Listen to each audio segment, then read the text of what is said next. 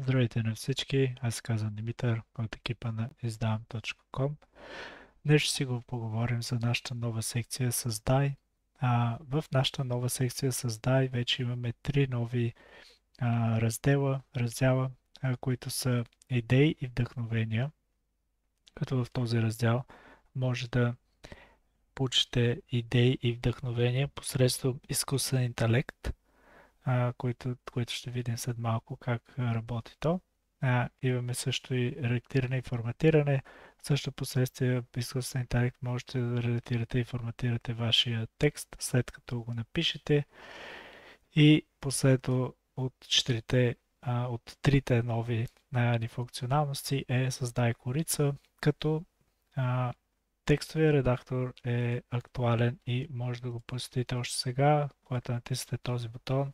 Текстовия редактор ще се отвори и така ще може да видите текстовия редактор и ще може да запишете текст си. Тази функционалност не е нова, тя е от вече доста години вградена в сайта, но трите нови функционалности, идеи и вдъхновения, редактиране и форматиране и Създай корица са нови, като в момента те са в бета версия, което значи, че ако искате да се по-бързо да стигнете и да имате достъп до тези функционалности, моля, натиснете на бутона, присъединете се към списъка за изчакване на нашата бета версия, като когато натиснете този бутон, ще би трябвало текстът да се промени и да стане в зелено и да бъде изписано успешно.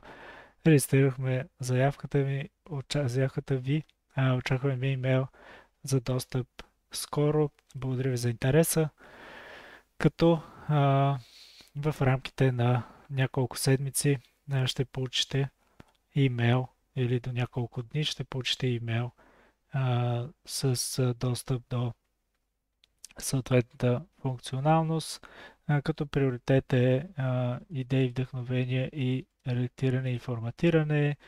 Това са първите идеи, това са първите функционалности, до които ще получите достъп. Като нека разгледаме, след като получите достъп до идеи и вдъхновения. Така ще изглежда страницата, когато за първи път влезете в нея.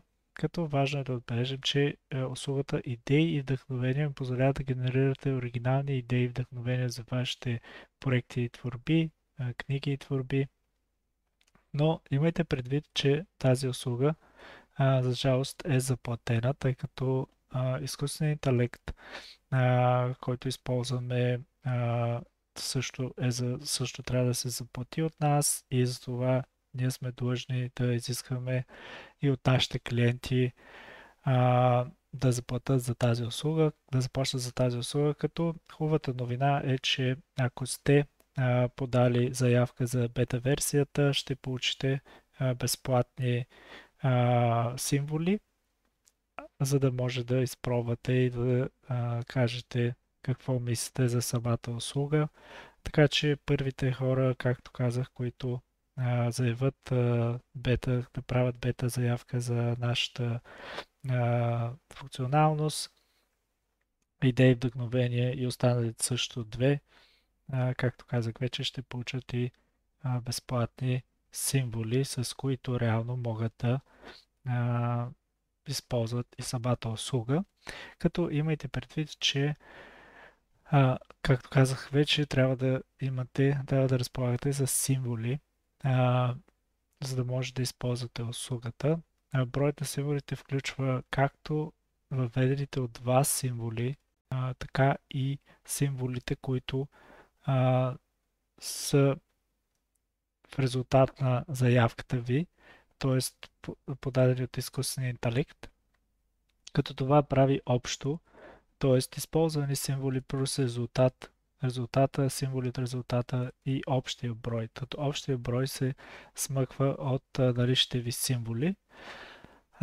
Може да закупите символи, може да закупите 30 000 символа за цената от 5 лева, което значи, че 35 000 символа са около 5000 думи или приблизително 60 страници текст с стандартен размер на шрифта и месторедие, като можете да видите и опциите, какви опции имате за това каква идея или как може да ви вдъхнови изкуствен интелект. В момента имате 5 опции. Помогни ми и ми дай идея да напиша книга. Помогни ми да напиша стих базиран на този текст. Помогни ми да подобря този стих. Помогни ми да развия герой за роман. Помогни ми да развия история за роман. Като нека да вземем пример с и ми дай идея да напиша книга. Но преди да ви покажа как работи системата, искам само да ви кажа няколко неща за самата страничка още. Вашето вдъхновение ще излезе тук. Както казах, тук ще се посочат използваните символи.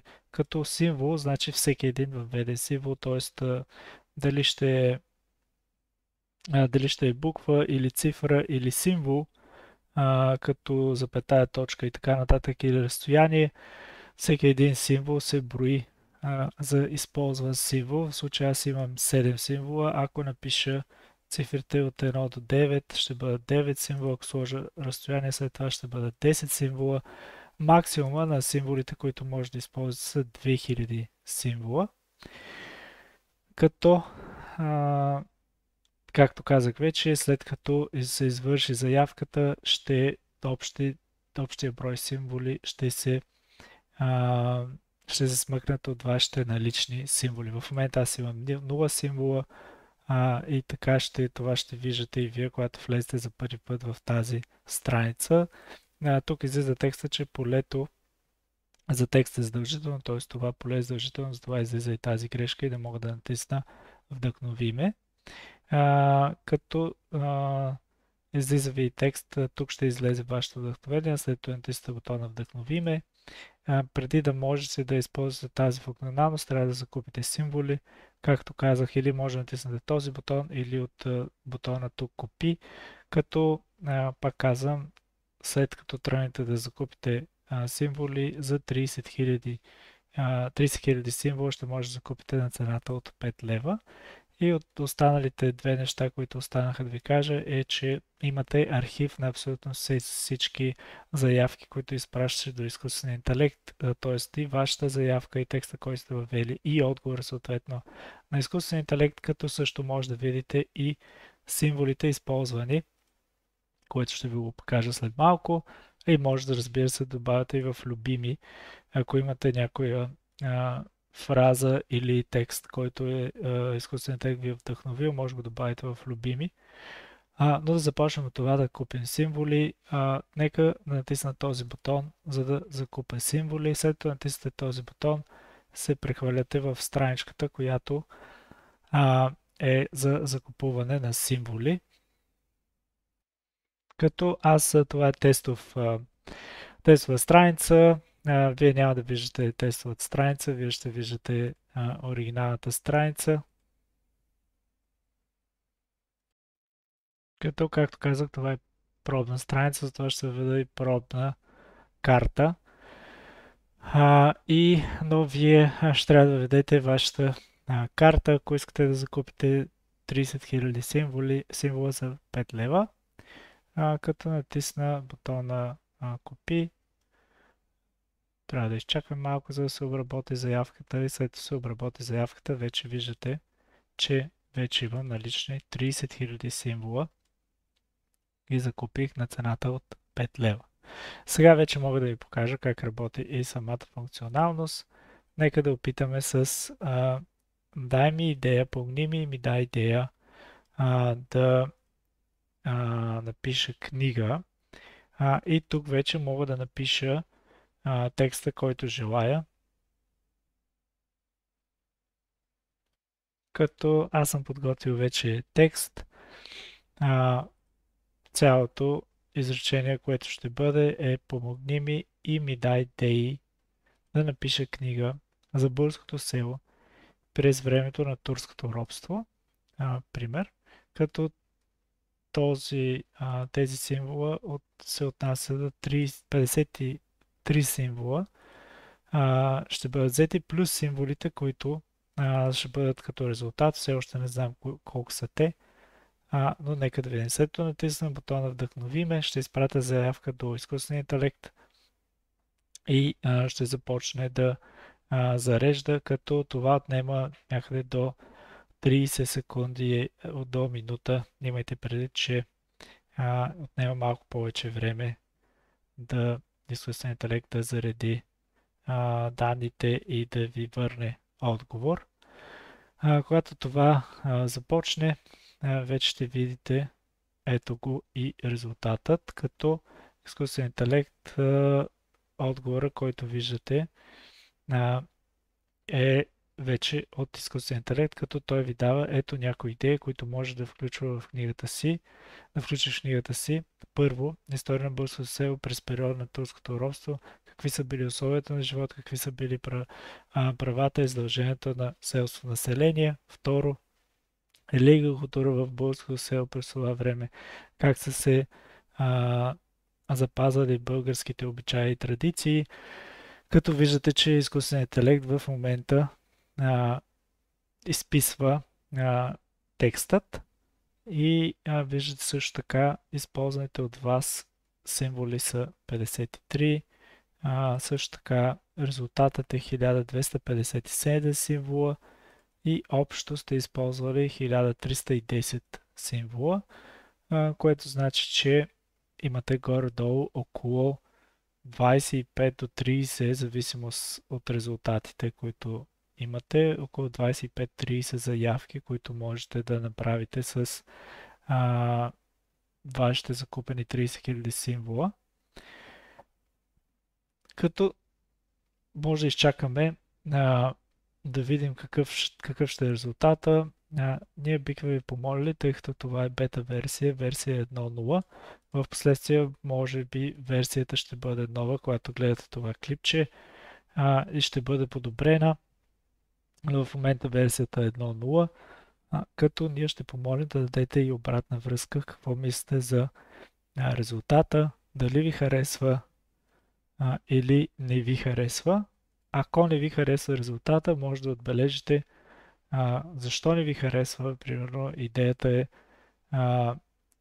не е оригинална или примерно не е интересен сюжет или примерно лошо развитие, недостатъчен конфликт или липса на емоционална дълбочина, като може да си отбележите съответно нещата, които не ви харесват, или пък можете да кажете, че този резултат ви харесва. Когато кажете, че този резултат ви харесва, може да обновите и архива, или когато резултатът е завършен, може да обновите архива и вече тук може да видите също на коя дата и час ще сте изпълнили тази заявка. Може да го добавите в любими, когато натиснете добавям в любими, се добавя в любими в дясно, можете да го премахнете от любими или да го добавите съответно отново. Можете да видите входящия текст, какво сте написали всъщност, за да излезе този резултат. И също така можете да видите колко са били входящите символи, колко са били изходящите символи и колко са били общо символите, които сте използвали. Като както казах вече, може да използвате и различни идеи от падащото меню. Ами това е за сега от мен. Благодаря ви, че гледахте това видео и лек ден!